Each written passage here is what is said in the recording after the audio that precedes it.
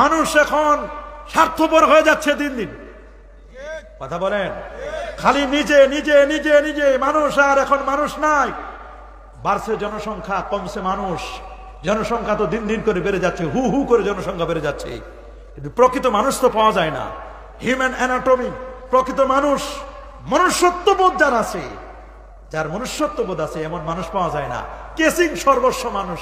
লাহুম কুলুবুন লা ইয়াফকাহুনা বিহা, অন্তর আছে বুঝে না, চোখ আছে দেখে না, কান আছে শুনে না, দুনিয়ার সব শুনে, যেটা শোনা দরকার শুনে না, মানুষের আর্তনাদ শুনে না। কত মানুষ শীতে কাতরাচ্ছে, মানুষের জন্য এখন সব সময় সব জায়গায় মানুষ খালি প্রতিযোগিতা করে। বলেন কি করে? পুরো সমাজ এখন চলে প্রতিযোগিতা, সহযোগিতা নাই। সহযোগিতার সমাজ না হলে প্রতিযোগিতার সমাজ কখনো উন্নতি হবে না।